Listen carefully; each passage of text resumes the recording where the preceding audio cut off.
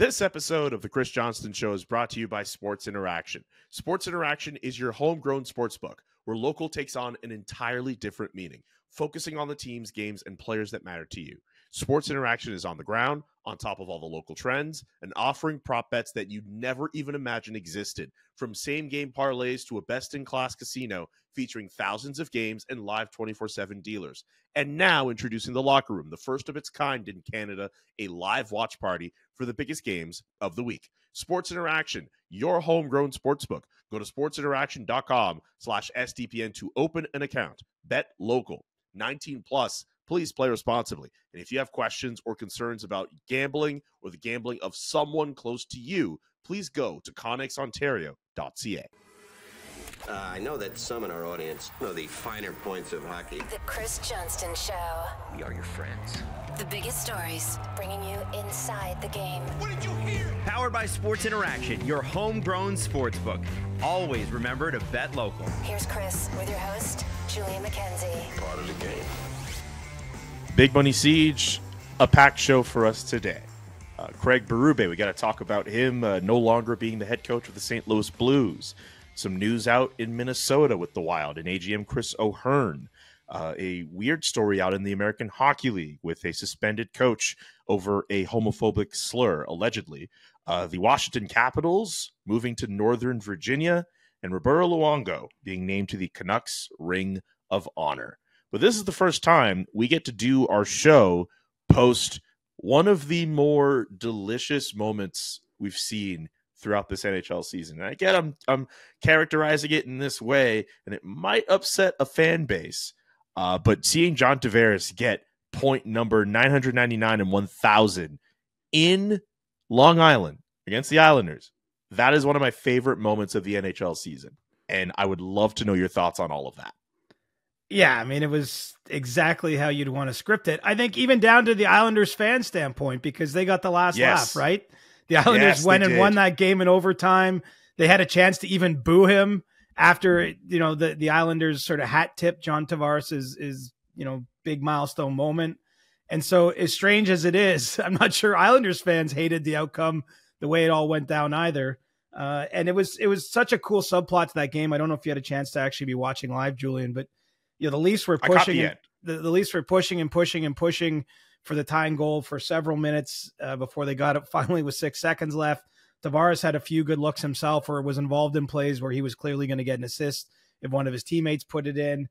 And then, you wondered if it was going to happen. They kept showing his dad. The Leafs were having their dad's trip at the time, so that they're panning to the box, and you can see Joe Tavares there, and you could tell he was feeling the gravity of it all, that he knew what was at stake. Obviously he knows the history and what's gone on. He's hearing his son booed every time he goes back and plays a game on Long Island. And so it really was a neat moment. And then of course the Leafs, as teams have often done, had permission from the league to empty their entire bench. So on top of everything, Morgan Rielly gets the goal, Tavares with an assist with 6 seconds left in a game to send it to overtime. And then the Leafs bench empties and the crowd goes negatively nuts. And I got to say my 2 cents here, Julian. I don't know where you land on this. There's so much debate, specifically in the market I live in here in Toronto, but I got no problem with John Tavares being booed. And I actually don't have any problem with him being booed in that moment or when the Islanders are recognizing him. Like, to me, it's actually a sign of respect from in a roundabout way from that crowd. It just says that you mattered here and that you remembered here. I mean, they're still booing him 5.5 years, 6 years after he left in free agency. I mean, to me, first of all, that kind of passion is what keeps us all employed. But secondly, it just says that you mattered and you still matter and you still, it still sits with us. Like, I think, it's if you are forgotten entirely, that's maybe when it's almost more disrespectful. I think the fact it's become a cause. I say, keep doing what you're doing, Islanders fans. Not that I'm telling you to boo John Tavares. I like John Tavares. Nice guy, great guy to deal with over the years. But I'm just saying, express what you want to express as long as it's within the lines. And I think booing is well within the lines of fan conduct. I couldn't agree more. In fact, the Islanders fan base has kept this up for so long. If they did anything different than what they did earlier this week, it would have been a disappointment. You can't have that hatred for a guy, a franchise player who decides to go home, and then when he scores his 1,000th point, all of a sudden you're just gonna just not hate the guy anymore. Just so you know how some fans do it, where they'll clap for a guy on the video tribute, but then as soon as he touches the puck right after they boo him. I don't like that stuff. That's a bit fake for me. I love the fact that the Islanders were true to themselves from moment one until the end. And it's cool that they got their moment with the win. I love it. I know I said what I said at the beginning, but like, I'm not mad at this either. And I get people will say, you know what, they should get over it and all that. No, I love it. I think the fact that we're talking about this, and a lot of people in the hockey world felt this was a good story. They were hyping it up before, even hyping it up after the fact. Like, we needed something like this in terms of storylines for the NHL season. And I think the Islanders fan base played their role as villain to perfection. Exactly. And the cool part about that game is, we actually touched on it Monday in the lead up to the game. That hung over everything. I mean, he just needed 2 points. Obviously, 1,000 points is a huge milestone. He's the 98th player in NHL history to achieve it. He's the first from the 2009 draft class that he was picked number 1 in. I mean, it's a moment I think most players, it's like truly you really, really, really made it as an NHL player if you get to 1,000 points. And so that hung over that game, right? And he gets the early goal. And so it sort of sets up for the next, whatever it was, a period and a half from that point on, that he's just 1 point away. And then for it to go down kind of as dramatically as it did, I have to say, like, I do think that's what makes sports worth watching too. That because anyone watching that game, the announcers were reminding you of it, but you're thinking, like, is he going to do it? Will it happen? What will happen? I thought it was perfect. It's funny. I was surprised how many people though are against it. I did a TSN radio hit on Tuesday morning with Carlo Koliakovo, a former NHL player. He clearly didn't like it. I don't want to speak for Carlo. I think he might've tweeted about it, but he didn't like the boos. He thought it was lacking a certain class. I mean, to me, I think it's awesome. And I really don't think John Tavares cares. Like, you saw the way his teammates reacted. That's something he'll love. You saw the way all the dads reacted. That's something he'll love. Even some of the Islanders players stood up on their bench and acknowledged it with a stick tap when he got to 1,000 games. Stick tap. Mm-hmm. All rights reserved. CJ show. But, I'm just saying that, like he got the respect from the people he would want that respect from. And I think everything else is kind of just noise. And I love that there was so much noise. And then, of course, if you're an Islanders fan, you watch your team, walk it off in overtime, as Steve Dangle predicted before it even happened, as he called it, the leafiest way for this to all play out. I thought it was one of those cool games in the regular season, which, stand out. There's a lot of games every night. A lot of them blend into the ether, but that was a pretty memorable set of circumstances that all conspired together there. Absolutely. One last question before we get to sports interaction. Now that John Tavares is at that 1,000 point threshold, what do you make of his Hall of Fame candidacy when it's all said and done for his career? He very much has a strong case already. And that might come as sort of a surprise to some people, but look at it. I mean, he's a couple times been a finalist for the Hart Trophy. To play 1,000 games, have 1,000 points, he's up over 400 goals, with, I think, a real chance to get to 500. I mean, those are the kind of thresholds that get you in the door. And then you add to the fact that he's been Mr. Team Canada, especially back in the World Junior days, but also in going to the World Hockey Championship. He's got a pretty good international resume at this point in time. And, I think the thing that stands out to me is he's still got a number of potential years to add to all these totals and to all these things. And, sometimes Hall of Fame might be a little bit narrative driven too. It's not just the straight up numbers. I mean, he's got a chance to still be the first Leafs captain to lift the Stanley Cup since 1967. That's not a prediction or a prophecy, but he's in the position to do something special still, right? And, for all the noise that's accompanied this Leafs season, they actually find themselves in a pretty good spot given the injuries that they've endured. And I think that they're starting to feel as a team that they're playing kind of the way they need to. And we know that Brad Treliving still got some work to do on the roster. And look, this is why we watch the next 6 months of what's going to happen all around the league is who knows what's going to happen. But I think that, even if that last thing doesn't ever come to fruition, I really think John Tavares is if I'm betting now, I'm going to say he's likely going to end up a Hall of Famer. I'm not saying if he doesn't play another game from this point on, he's in, because he's probably pretty close to the threshold, but maybe not quite over it. But I do think, just given his age, is he 33?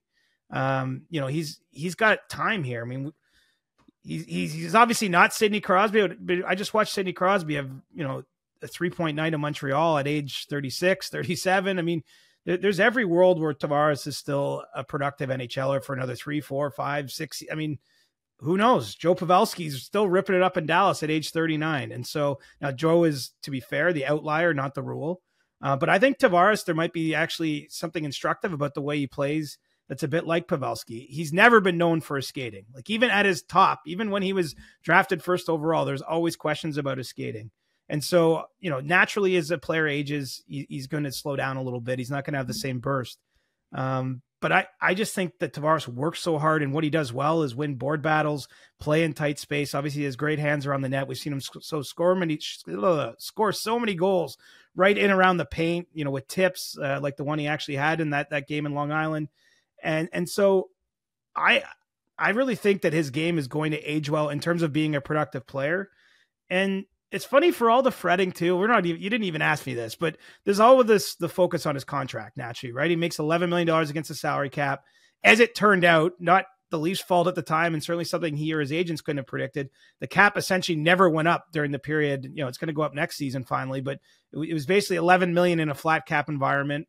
But he's 6 years into that 7-year deal, and he scored at basically a point a game, just a couple points below during his entire tenure in Toronto. And his next deal, I'm certain, will be far more in line. Perhaps, who knows, maybe even take some kind of discount if he wants to stay with the Leafs, stay in his hometown. And so I think once he gets on a lower contract and people see it for longer, there might be a little more appreciation for Tavares, because I think a lot of how he's been viewed the last number of years is through the prism of the contract, probably a little bit through the prism of the fact that he's been a leader on a team that hasn't got the job done in the playoffs and all those sorts of things.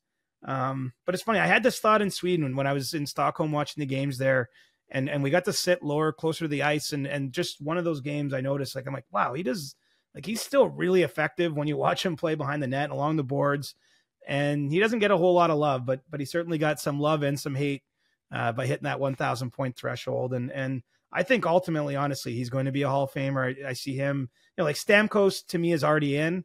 If he and Stamkos hopefully has a long career too. But if he's done at this point, I think just based on the numbers, based on the team success he's been part of, I think he's in, and I think Tavares ultimately will join him there. Hopefully sometime in the long dark future, because hopefully both those guys still have a lot of games left to play. Very well said, CJ. Let's get to sports interaction and the rest of the CJ show on the other side.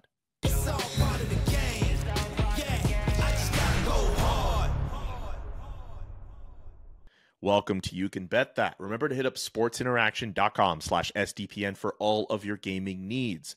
If you go on the website now, you will find this fun prop, Stanley Cup first-time champion. If you think the winner will be either Columbus, Vancouver, Arizona, Winnipeg, Seattle, Florida, Nashville, Buffalo, Ottawa, San Jose, or Minnesota, all the teams who have never won a Stanley Cup, your odds at plus 450 right now on the Sports Interaction website. If you're picking the field, you're at minus 750. What say you? I don't hate it. I got to say, remember last fall or spring rather, we had a first-time champion in Vegas, and they beat a team that would have been a first-time champion had they won in Florida. I think the Panthers are still a good team.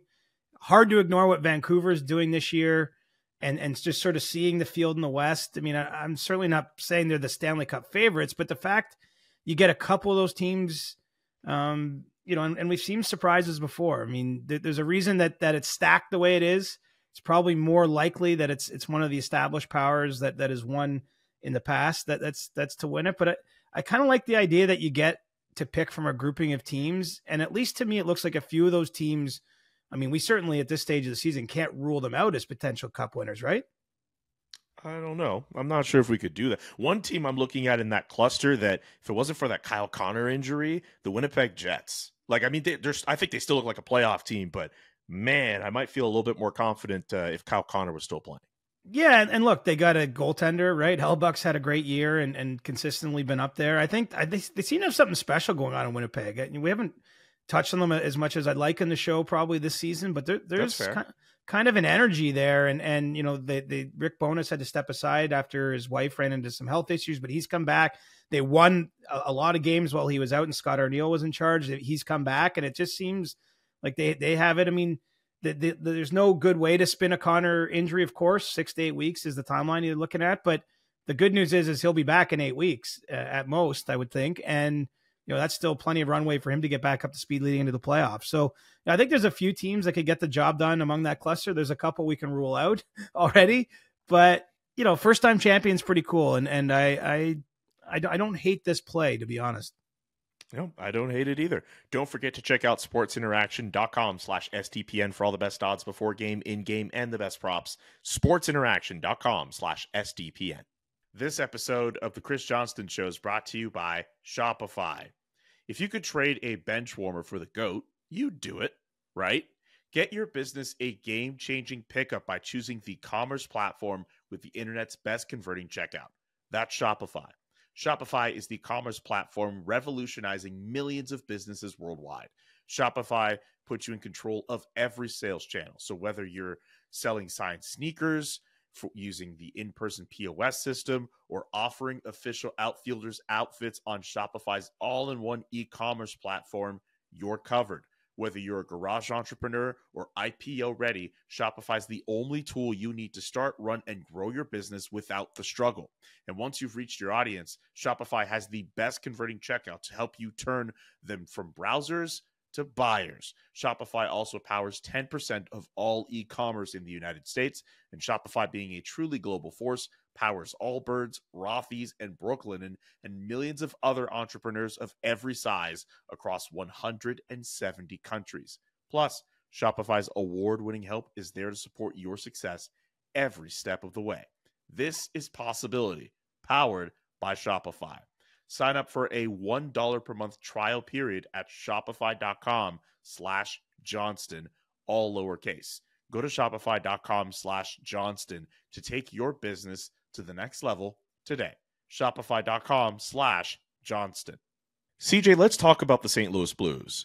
Craig Berube out as head coach, Drew Bannister taking over as his replacement in the interim, called up from the American Hockey League. Brad Richards also joining as a power play consultant. Your thoughts on what's going on in St. Louis? It seems like they're a bit of a difficult team to follow. It seems like on one end, they should be retooling, but they're also trying to be competitive. They're not in a playoff spot, I believe, and they've kind of underwhelmed to start off the year, and Craig Berube takes the fall. What do you make of this situation? Yeah, I mean, it's a tough one. I think that the game plan in St. Louis, the way they approached this year, was a transition season. They're coming from a team that the core of it won a Stanley Cup together. Obviously, a number of those players have moved on, but they're trying to bridge the gap in the meantime to the time when Robert Thomas or Jordan Kyrou, some of the younger talents in the organization, are taking leadership of the dressing room and are the best players on the ice. And they're trying to do it without falling to the bottom of the standings. I actually commend the approach. It's a difficult thing to do, though, right? And that's where we find ourselves now. I mean, the Blues did excellent work last year at the trade deadline. Because they didn't fall to the bottom of the league, but they had a lot of good pieces to sell. They added some first-round picks and some other pieces as part of the deals they made involving Tarasenko, O'Reilly, Noel Acciari, and a few others.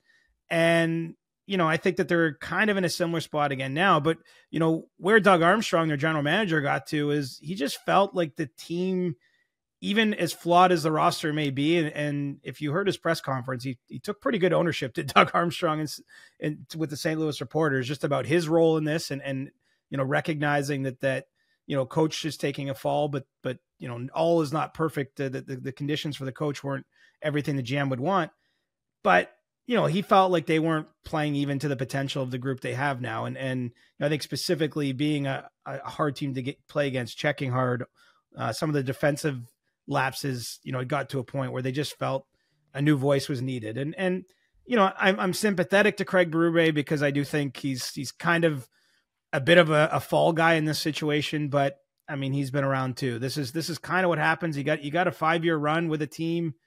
That actually tells you what the job is. You won a Stanley Cup and you still got a 5-year run, and someone like me's out here saying that's a pretty good go. So basically, if you don't win a Stanley Cup, you're looking at 3 years probably in most situations. And by no means do I think Craig Berube is the problem, but they do have to chart a new way forward. I think you're going to see likely some players traded out of there as this deadline gets closer.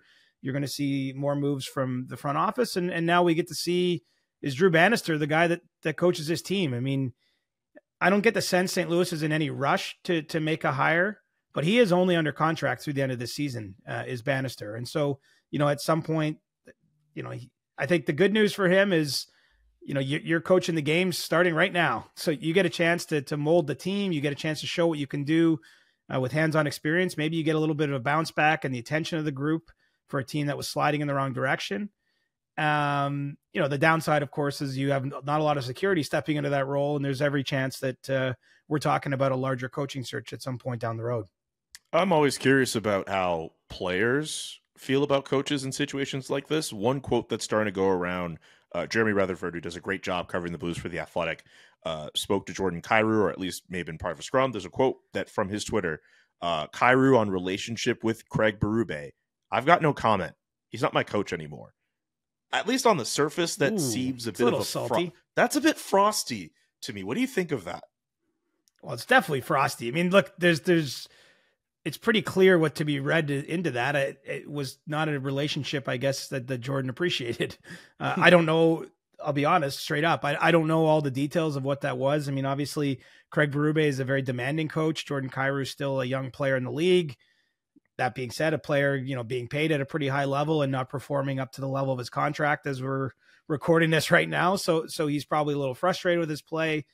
And I can only imagine the coach was trying to push him to do things differently or, perform better. And so the good news for Jordan, he's got a new coach now. But from what I've heard of Drew Bannister, I don't think that he's I think that he's known to be pretty firm in terms of his dealings with players. And so it's not necessarily getting any easier for those in St. Louis. It's a message coming from a new person. It's a new person who's looking at the rosters, looking at the lineup, who's looking at deployment, specialty teams, everything. It's a fresh set of eyes there. But at the end of the day, look, Jordan Kyrou, he's getting paid, $8 million a year now. I mean, I think he's got 5 goals. There's a lot of pressure that comes with those things. And so let's hope a fresh start is good for him. Absolutely. Let's stick in the Central Division. The Minnesota Wild have parted ways. It was a mutual parting of the ways with their assistant general manager, Chris O'Hearn, considered to be the right-hand man of general manager Bill Guerin. Why did this move happen? Well, I'll tell you this. This is one of those news items that I'm guessing most fans just, flick past and don't think again twice. This one blew up my phone when it came out on Wednesday because the timing of this is highly unusual. I mean, teams move on from personnel all the time. But when you're a team that is in as tight a cap situation as Minnesota is right now, to part ways mutually with your cap guru, with your CBA expert in December 13th is very unusual. My understanding as well is that Chris O'Hearn recently did a contract extension with the Wild. And so, there's more than meets the eye here. And look, there's a lot of secrecy around this. I've spent the last 24 hours or so trying to pick through the intel I can find. And what I can tell you is this, that there have been at least one, if not 2 investigations into the conduct of the Wild front office this season.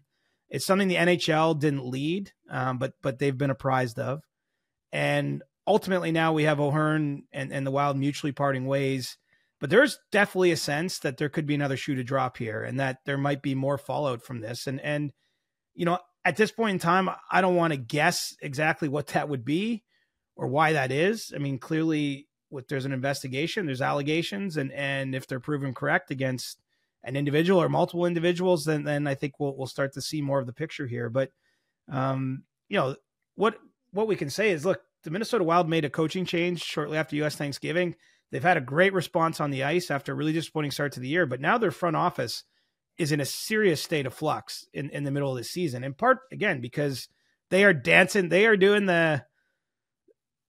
what's that called again? The limbo. They're limboing under the salary cap season. I haven't thought about the limbo in a while, but that's a pretty good analogy. On a daily basis, they are like craning their back as far as it goes just to stay under the ceiling. aided a little bit because they were able to put Jonas Brodin on long-term injured reserve here in recent days after he was injured, which obviously isn't a good injury. They're top minute munching defensemen, but yeah. You just wonder where this goes next. And the fact this is all playing out in the middle of the year is very complicated. I think it's, complicated maybe to hire even another AGM. And so this is one of those stories, as I say, it won't be a big headline, but is generating a ton of buzz behind the scenes around the NHL. Everyone wondering what exactly happened, what it could mean for Bill Guerin's future as a president GM of the team. There's other, members of that front office that presumably could be implicated in something that's gone on. And so, we want to play it as safe as we can around here. So I'll kind of leave it at that. But I suspect this is not the last we've heard of this story with the Wild. That's still very much developing. Okay, we'll keep tabs on that. The next one I want to get to is an AHL story. The Chicago Wolves head coach, Bob Nardella, suspended 10 games by the league for using, allegedly, a homophobic slur with a referee. Nardella has since released a statement denying that he said the homophobic remark. What do you make of that situation? That seems like it's a little bit, it's a very weird situation, to put it bluntly. What do you think of it? Well, it's a tough one to have an opinion on, right? I mean, because if one person or some people think they heard it and he says he didn't say it, and apparently there are players out there who corroborate that he didn't say it, it's a little murky. When you add to what's gone on too, I mean, the Chicago Wolves, as I'm sure you know, Julian, they're playing this year in the American Hockey League without an NHL affiliation. So they're a little bit of, what's the word best? Like, they're a bit of a rogue team. I don't know if they're in the league's good books. Nardella did mention too in his statement there, Julian, that he had lost his temper and acknowledged that, he vehemently denied. I mean, he unequivocally says he didn't use any homophobic language or slurs, but he does acknowledge he lost his temper and that he's basically just going to accept his punishment and move on. Strange one, but I mean, look, I think that it's a reminder to me. I mean, there's a situation in the Ontario Hockey League where a coach has been suspended now, Greg Walters, for a year for his conduct. Clearly Bob Nardella's been, hit with a 10-game suspension in the AHL. We're talking about an investigation going on into an NHL front office in Minnesota. I mean, I think it's a time where everyone really has to look at themselves and look at pro sports. I'm not making any excuses. Let's just call it as it is. Like, it's not a normal work environment, and people that grow up and are in the sport their entire life maybe don't act at work the way those of us who've been in office environments would, because they're not accustomed to it. And I think in some ways, some of this stuff all collides in the middle. And it creates, the world we're in now where you have to be more accountable for your actions. And, I don't know what Bob Nardella did or didn't say. I know what the league alleges he said, and I know what he alleges he didn't say. And so we're kind of caught there when we look at that situation. Do we know that last part? Because that's the one question I have. I see the statement that he says he loses his temper and he says he didn't say it. Then what did he say? That's the biggest question I have. I don't know what he said. It's pretty clear if he lost his temper that I think it's fair for us to read into that. He was swearing at the ref, that he might have been, who knows, maybe somewhat threatening in the way, like, it's hard. I don't want to guess, but no, we shouldn't guess. But to be fair though, what's interesting is the American Hockey League put out, while announcing his 10-game suspension, that it was due to using homophobic language when speaking with the official. And he unequivocally denies that he used any homophobic language. So that's where my confusion with this is, because I don't know. I feel like if you're in a situation like that and you didn't say it, I'd say what I said. And I can't imagine it was polite what he said, but I'm very curious what was actually said. I don't know if I'll ever know, but that's the very first thing I thought of when I saw that statement. I suspect we'll never know, because the AHL process requires someone to appeal within 48 hours. That 48-hour window's closed. In this case, the coach isn't appealing. I think there's a cost to appealing. Like, there's all kinds of reasons why you might not appeal. It might be a hard thing to prove. Yeah, it's an unusual situation, clearly. And, I don't know what else to draw from it other than everyone better be careful. And I know it's an adult environment. There's lots of curse words thrown around in these situations, but, I think everyone's responsible for their behavior. And I think a lot of coaches and people front facing in sports are thinking about this stuff, because you can't ignore, look at the headlines. You just we just went through 10 minutes. It's just like every headline is, someone, being held accountable for their actions, even if we don't have full window into what all those actions are. As they should. We're in a world now where you can't get away with some of that old stuff you could get away with anymore. And it's for the better, to be quite honest with you. Of course. It's just hard for us to adjudicate from here when, I don't even know if that game, I don't know if there's microphones near the bench. I don't know if there's any way that we'll know. It's just, one person's word against another's. 100%. Let's move on to a few other news and notes. I feel like you're right. The last few news and notes we've gone through are a little bit more serious. We're starting to get to a little bit more of this next story is a little bit more in the middle, but I promise by the end we'll get to a little bit more of a positive upswing here. The Washington Capitals and the Washington Wizards, it looks like they're moving to Northern Virginia. There was a press conference earlier this week to talk about the team moving to essentially the suburbs of that area. And I believe from what I've heard from other people that it's supposed to still be on this metro line. By the way, taking public transit in Washington, still great, but I can imagine for a lot of people who loved going downtown, who love going to that rink, they're going to miss seeing that team in that part of town. But there's a whole plot of land that the Ted Leonsis and the Washington Capitals, they hope to play in a projected $2 billion sports and entertainment district to be built. We'll also have a Washington Wizards practice facility, a separate performing arts center, a media studio, new hotels, convention center, housing, and shopping areas. Yeah, I don't know if Virginia Capitals rings off the same way as Washington Capitals, but yeah, it's a bit of an interesting story here. Well, I don't think you have to change the name. I mean, the Washington Commanders play out in Maryland. So I actually have never asked it. I have no idea what they do there. I mean, look, nothing is done until it's done. I mean, what they're announcing this week are plans and projections for what could happen. I think there's still some approvals that would need to be put into place at the government level for this to move forward. And I will say this, I'm not an insider on real estate deals in, District of Columbia and Northern Virginia, but I've at least spoken to one person who has some thought that some of this might be a bit of a play to have more money put into the rink existing in DC that the Capitals and Wizards play out of. So I think that this is, it's a sensitive subject though. I mean, if they move the team, you can say it's only 4 miles, but it's changing a little bit of what the team is, right?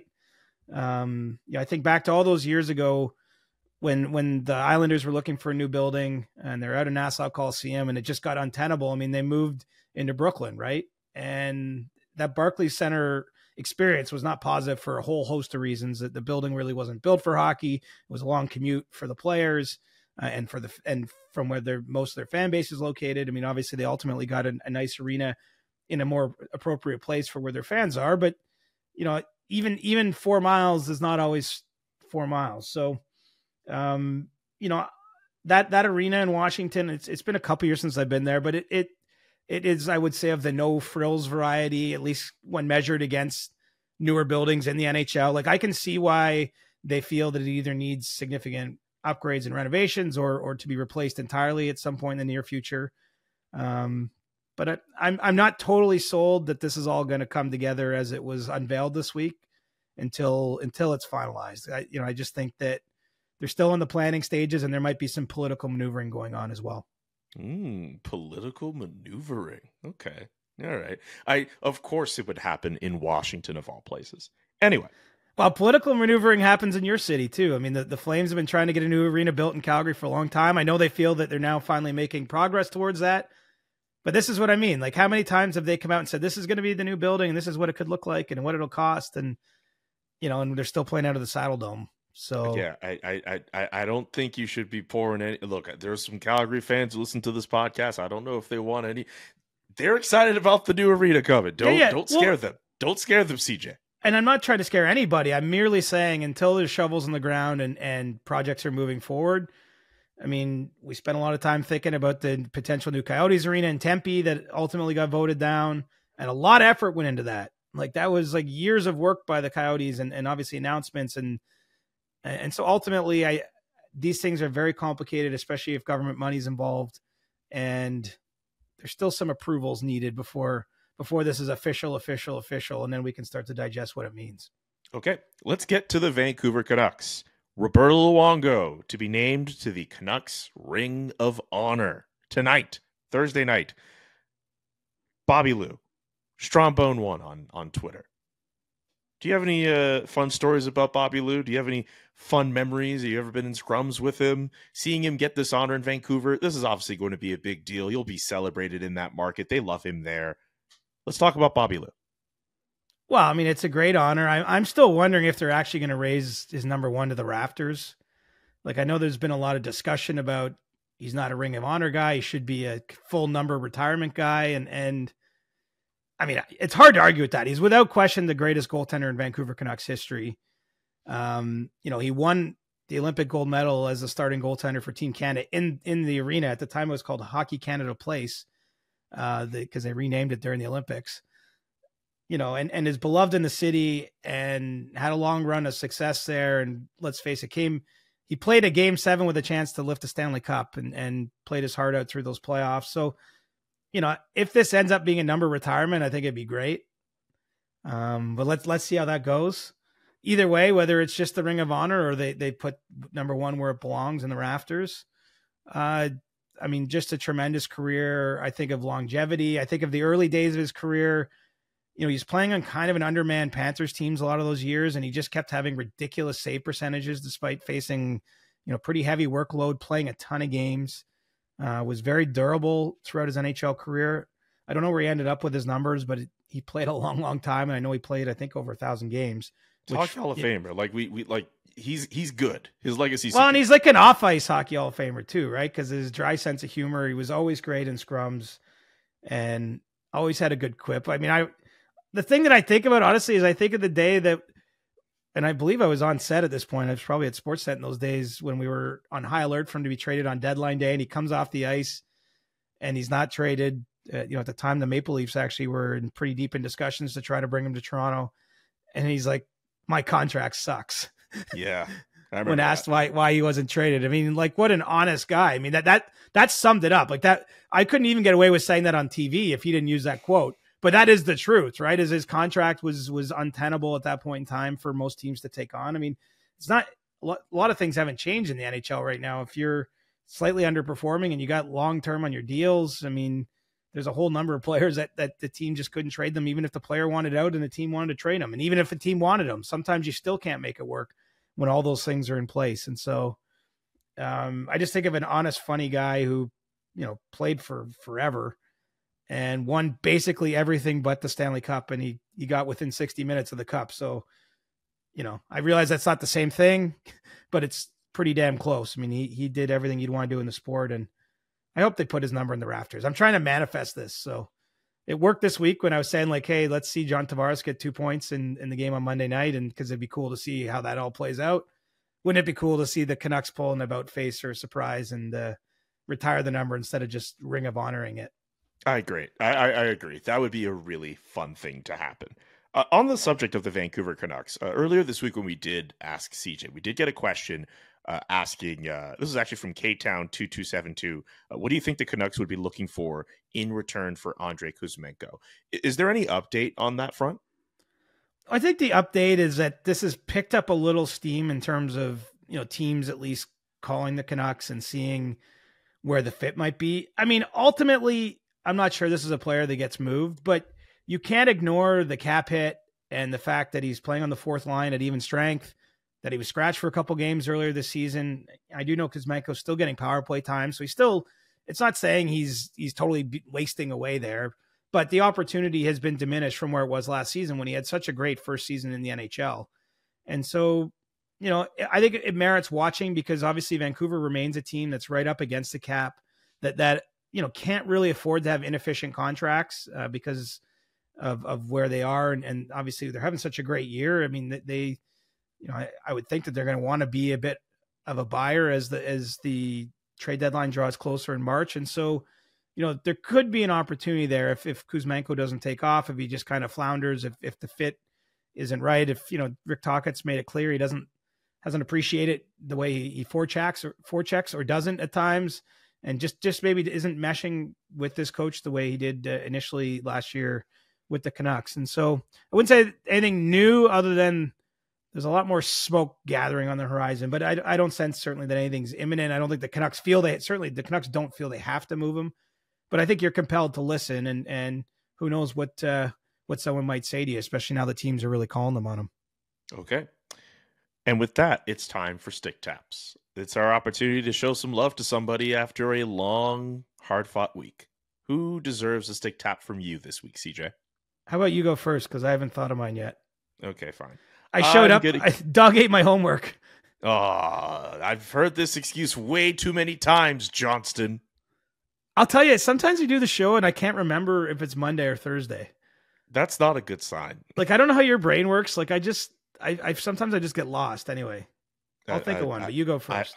I'll just give it to Connor Bedard. He had the nicest goal of the week, scored a filthy shot in the inaugural Connor Bowl. I believe Mark Spector used that term this week, the Connor Bowl. Edmonton versus Chicago, obviously. A lot of people were saying, oh, I can't watch the game. But for those who were able to watch the game, the highlight of that game was Connor Bedard opening the scoring with a filthy shot that is looking like a top 3 shot in this league. How many guys in this league have a better shot than Connor Bedard? Austin Matthews? Who else? There's probably a few other, but you're right. Come on. This top is what 5, top 3. This is what we expected from him. Yeah, but it was really sick. I'll show him some love for that. That goal was sick. I'll say this. So that's my stick tap. Why don't I go with Mark Johnstone then? I don't know if you saw his story, but I did see his story. His NHL debut here in recent days for the Pittsburgh Penguins. The kind of story that you could be a sports fan and always appreciate. Didn't get any breaks along the way. Started off way back in the ECHL. Played for Newfoundland. Played a little bit in the American Hockey League with the Toronto Marlies, where obviously he and Kyle Dubas got to know one another, and finally at age 27 makes his NHL debut in Pittsburgh. And how cool is it that he does it this week while the Penguins' dads are on the road with them in Montreal, and so his dad got to tag along as part of that trip. So I can't think of too much better than you just finally make the league after that journey, and they're like, oh, and by the way, our father's trip's in 3 days. Like, you better tell your dad to get to Pittsburgh. That is awesome. That's about as good as it gets. So stick tap to you for your perseverance, and hope it's the start of a long NHL career. Who knows what the future holds, but I think even just to get to that bar, if undrafted player that has to battle through years in the minors, that's pretty cool. Did you see the 12-round shootout that took place between the Penguins and the Montreal Canadiens this week? I did. I just was waiting for Marek Malik to end it. Yeah, just really could have used him in that moment. The more we see these shootouts, the more I'm starting to become in favor of continuous OT on 3-on-3, but I don't know if we'll ever get to that reality. I think we will. I don't know. We won't see continuous, but they're going to go to 7 minutes or 10 minutes at some point. I just think, yeah, I've been down on a shootout for 12 years. So I can't even muster up an emotional response right now other than just enough already. But I also get, you got to end some games too. You can't play into the night in game 34 of the season. So you're balancing those two poles, but I love 3-on-3 for the most part. I think they're damn compelling, and I hope more and more games end there rather than in the skills competition. Absolutely. Oh, shout out the skills competition as well, being revamped for the NHL All-Star Week. We have a lot that we didn't even get to on today's show because it was packed enough as it is. But we'll be back next week with more episodes. Get your questions in now for Ask CJ. Subscribe to the podcast, whether on Spotify, Apple Podcasts, or wherever, and subscribe to the SDPN YouTube channel. For CJ, I'm Julian. So long and peace. The Chris Johnston Show. Powered by Sports Interaction, your homegrown sportsbook. Always remember to bet local. Inside the game, twice a week. Follow Chris on Twitter @ReporterChris. And follow Julian McKenzie @JK McKenzie. The Chris Johnston Show.